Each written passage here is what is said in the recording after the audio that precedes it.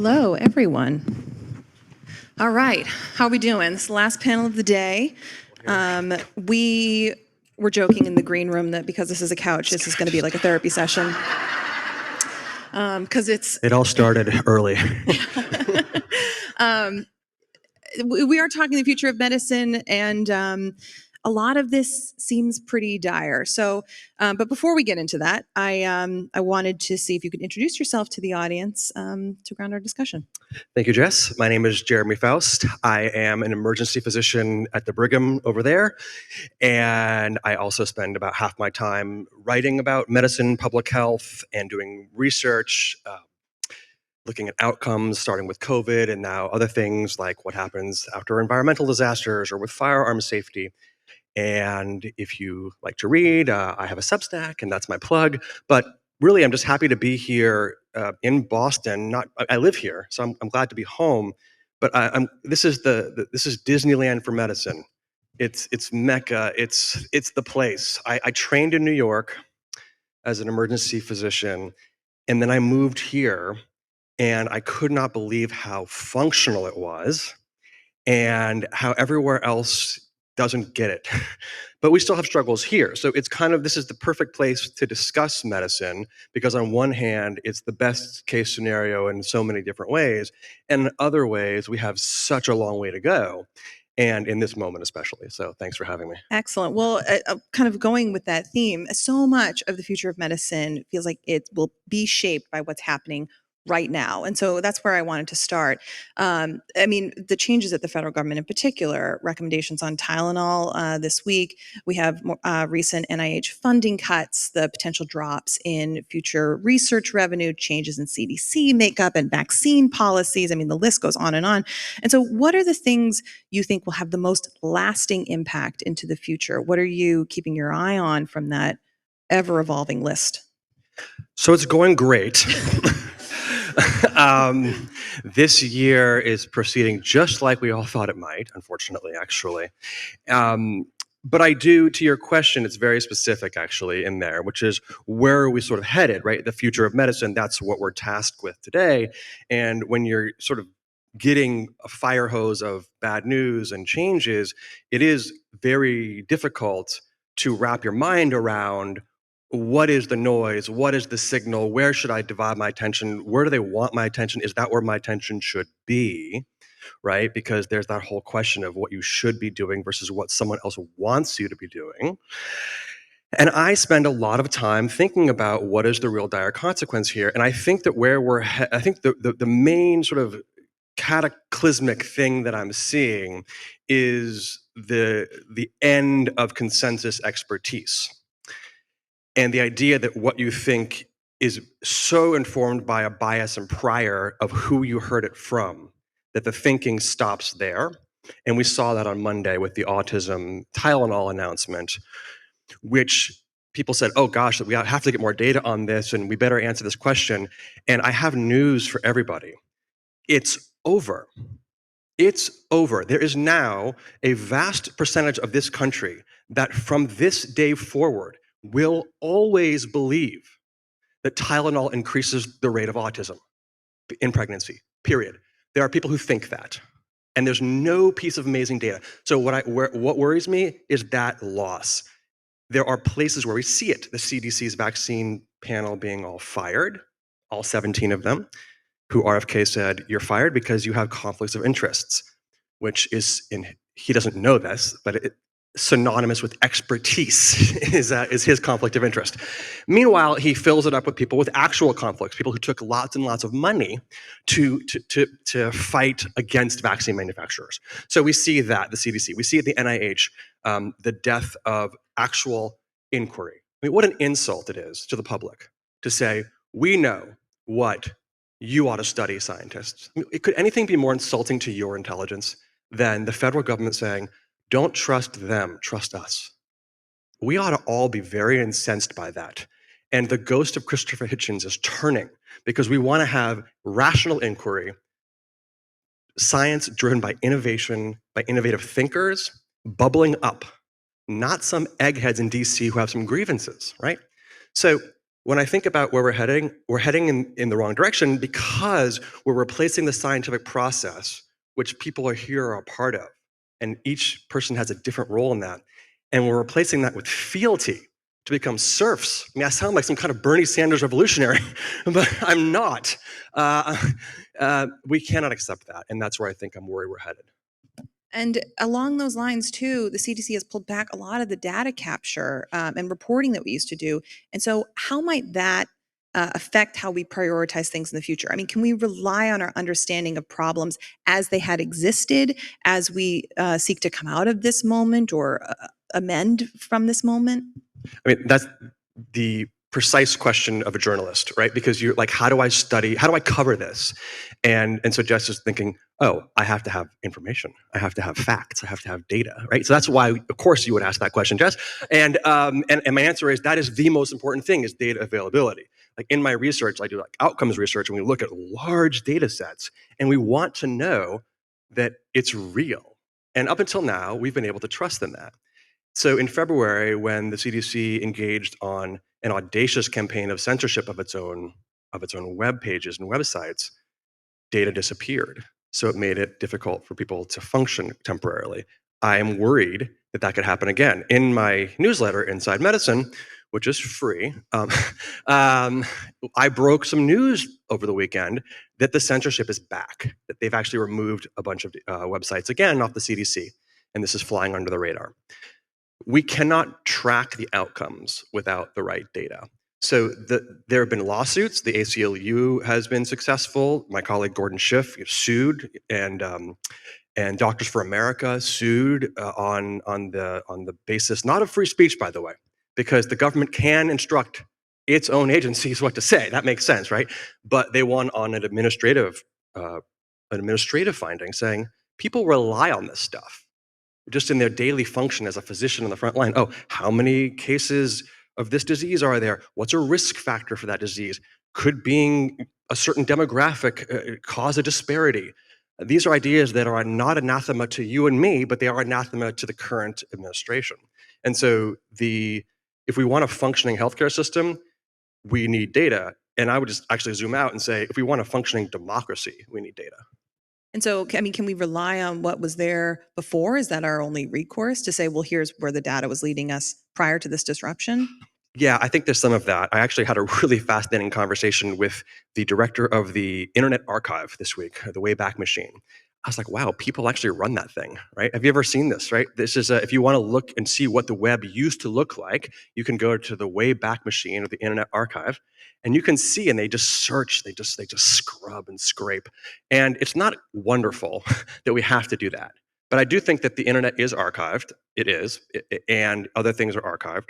I think that we're going to look to other places, right? Instead of looking to the CDC, we will look to the American Academy of Pediatrics. We'll look to ACOG, that's the American College of Obstetrics and Gynecology. We will look to the WHO, even though we don't pay dues anymore, they still do work. So we're going to look elsewhere. And I sort of mourn the fact that we are no longer going to be seen in America, United States, as the leaders of reliable, good information. And I sort of feel like, in the Naked Gun where Lieutenant Drebin's like, nothing to see here, don't worry. And behind is like the house is like on fire, right? And I feel like we're sort of, oh yeah, we've got it, everything's fine, but the rest of the world can see what's happening. And I sort of mourn that. I think again, like we have great enclaves where science and data and just the idea that there's a fact or a truth out there still exists, right? Places like this. That gives me great hope. It's just I see degradation. So, where do we go from here? I guess is the question that is pertinent to our, discussion today. Where you see these massive changes, do you see them as a blip in time that can be reversed? I mean, after all, many of these things were kind of done without the bureaucratic red tape. They're just kind of implemented, which suggests they can be maybe changed relatively easily. Or has there been a fundamental shift that will reshape things for years to come? Will there be a fundamental shift? Yes. Has there been? There already has been, right? What's happening right now, or what happened in the past week, in the past month, in the past 8, 9 months, is a fundamental shift. It is a plate tectonic kind of motion a Rubicon passing that is very hard to take back. It's the toothpaste is out. Good luck getting it back in. If in 2 years or in 4 years there is a different administration and a packet full of people who you've heard of, right? I don't know, Atul Gawande. Atul. I'm sure he will tell you he won't serve again. I bet he will. Okay, and I'll beg him to do it.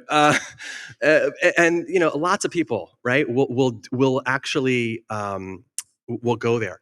But what will they do? What can they do? Is it going to be, okay, let's just claw this back. Let's go back to like a process by which there's a public comment period before a vaccine change is made at the CDC, and that we bring the stakeholders in, and then we look at the data and we use an evidence-based framework for making recommendations.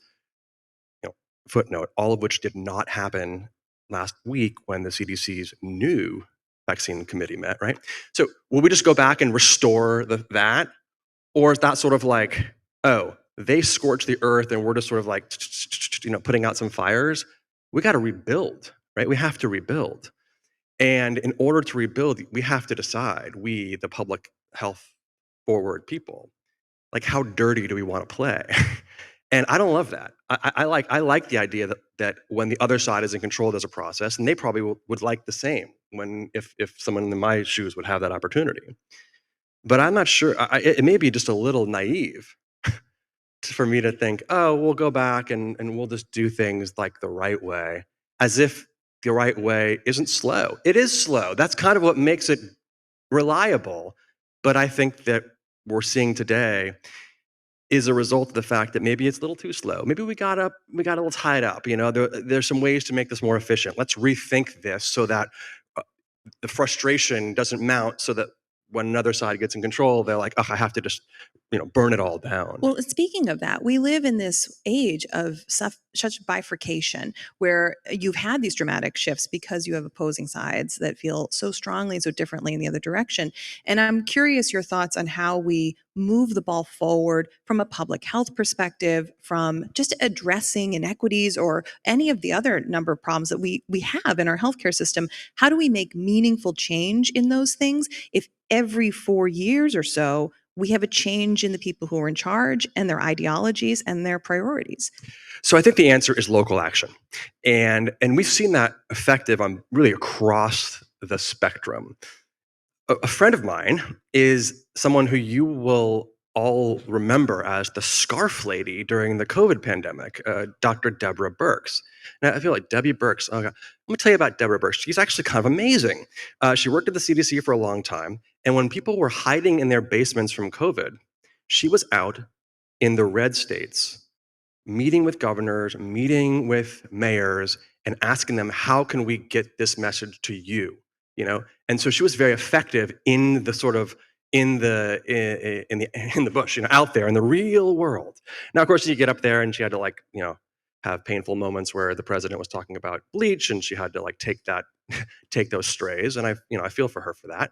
But the answer to your question is local work, right? And I think that we're going to lead by example, so that when there are measles outbreaks, mostly in places where vaccine uptake is low, I think that people are going to start to say, huh, what are they doing in these other places where kids are surviving childhood?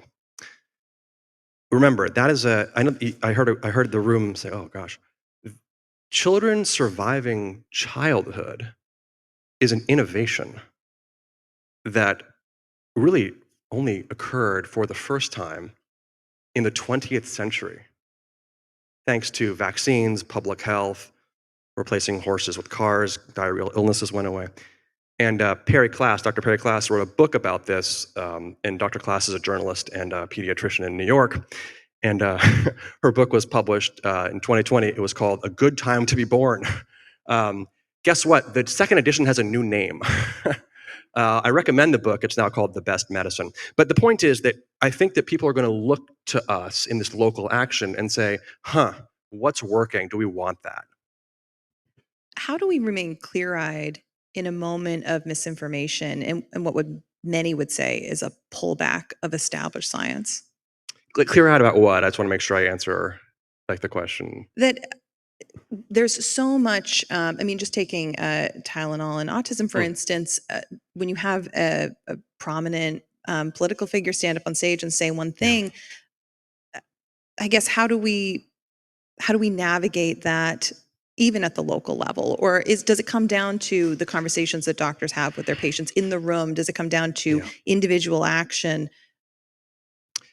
Yes, that's a great. Okay, now I understand. um, so one thing I'll just say is you don't always want to believe your side, like reflexively. Like be wary of that, right? If you believe every single thing that someone on your side says, you should interrogate that just for a minute and figure out why you think that. Because, as you said, how do we stay clear eyed? It's really easy for me to interrogate what I saw on TV on Monday because I don't believe any of that nonsense. But but we have to also make sure that we communicate correctly. We cannot afford to be wrong. By the way, it's so unfair. If our side, public health, gets something wrong, medicine gets wrong, they hold it over us for forever. And if their side, the other side gets something wrong, it's just like no big deal. You know, I mean, the people who say that public health it has that people don't have faith in public health, like Dr. Jay Bhattacharya, who is now the director of the NIH. Jay and I've debated Jay once, and I'm open for again, Jay, if you want to try that again. Um, so far, he didn't want to do it again. But the thing with Jay is that he's out there saying, no one has trust, no one has faith, but they're the ones who actually caused that problem. They're the ones who actually lobbed the rocks at the glass that broke. But I also want to say that so because it's unfair, we have to just admit it. It is unfair. It's effing unfair. I'm not allowed to make fun of the other side because then I'm a Harvard egghead. They get to be all sophomoric. It's so unfair, Jess, because I want to have zingers, but I'm not allowed it because it's not very professional. So, but we can't get stuff wrong. So when they go out there and they say, here's a new therapy for autism, I cannot tell you they're wrong. I think they're wrong. But I can say that it's not ready for prime time. I can say that it might work for a subset of people, and I'm not sure if they have autism. Folate deficiency is treated with folate. Um, I don't know if that's autism. Right? So we have to be so careful not to just sort of take orders from our side. I think that's one thing that in your question I want to really accentuate. So look for the minority voices. I don't necessarily think that iconoclasm is like I love to be an independent thinker and iconoclastic and all of this, but sometimes it can be a little overbaked. Like, oh, I'm the only one thinking. I'm the only one. I'm the contrarian here. Um, but I think that interrogating your own sort of priors, your bias, is going to be a very important thing going forward. There's some good audience questions coming in here too that I want to get to. One person asked, "What must or can the medical science community do today to form a united counter voice?" And this kind of leads on the point you just made that if we're going to be based in science and the science is evolving and tricky and nuanced, how do you form a cohesive, compelling message that cuts through, frankly, the compelling messages sometimes on the other side, which are simplistic and sometimes inaccurate? The other side gives us the answer. The other side provides the way forward. They tell you what it is that you want. And I don't mean that we should gaslight people and lie to them, but they frame their messaging. They don't say, "Hey, I've got news for you. There's something that works for this disease." They say, "We all want our children to get better. We all notice that something's wrong, and we want to make it better." So they lead with an emotional appeal, and then whatever they say just works. So what I would say if I was responding to what happened with the autism and Tylenol thing on Monday is I would address an audience and I would say, I think that every single person here wants to find answers to this question. And they want to know that when we give them answers, it is based not on cherry picked data. It is based not on an ideology that came ahead of time. It's based on a process that was quite frankly very, very difficult and arduous and long lasting. And when we do that work, here's what we find. So I think that the way to connect to people and to build a sort of cohesive message is to start with creating an alliance Like the way when I walk into a patient room, I'm an ER doctor. I've got so little time. But one of the things that ER doctors are pretty good at, I have good days and bad days, um, is making a quick alliance. You know, I've had patients say to me, "Boy, I really trust you," and I'm thinking, I just met this person 38 seconds ago. What did I do? And then I have other patients who they look at me and they say, "I don't want to talk to you." And what did I do wrong there? I don't. I have to think about that. But it doesn't take long for people to make a decision. And so I think that one of the things that my side has failed at is that quick sort of alliance, that quick alliance generation creation. Interesting. Taking marketing tips almost from Yeah, what has worked. yeah. Like if I say to you, "I'm listening to you. I'm listening to you," or a patient will say to me, this happens a lot. I actually don't carry a stethoscope when I go to work because that's a 19th century technology with test characteristics that should make us all question the use. So I don't have a stethoscope most of the time. And so the asthmatic patient, the patient with asthma is saying, well, hey, you didn't listen to my lungs. And I go, oh, that's okay. I listened to you. I heard what you told me. You said you're wheezing. I believe you. I'm going to give you some treatment now. So 9 times out of 10, they're like, "Oh my gosh, they love that." Because it's true, it's validating, it's evidence-based. And 1 out of 10 goes, "Yeah, but aren't you gonna listen to my lungs?" I'm like, "Okay, fine." So then I'll go grab my stethoscope and I'll perform for them. But no, seriously, but it changes, like, if I say I'm listening to you, I'm bearing witness, we are bearing witness to this moment in time. How we frame things, marketing is something that we should learn from. The hospitality industry and the marketing industry have something to teach us. We just have to deploy it ethically. Well said. Wow, I didn't know that was going to get laughter. Okay. We've had a somewhat depressing conversation up to Yeah. this point, so maybe that's why. Speaking of that, let's turn our attention to the things that are working. I mean, this is not all doom and gloom. The future of medicine is bright in some respects. And so, what are the things that give you optimism? What are the things that are working well despite kind of everything that's happening? Where are the areas that you see promise? Okay, so it's true. I spent a lot of my time saying how terrible things are. So thank you for giving me the opportunity to actually say there's some really powerful things happening, some good things, because of a really diverse community of stakeholders, of individuals, of human beings who bring their expertise to this field. So I think we're a more diverse field than we've ever been before. That's a success. And I have a few things that you know, just like sorry, spoiler, like I knew she was going to ask me to end on a positive note.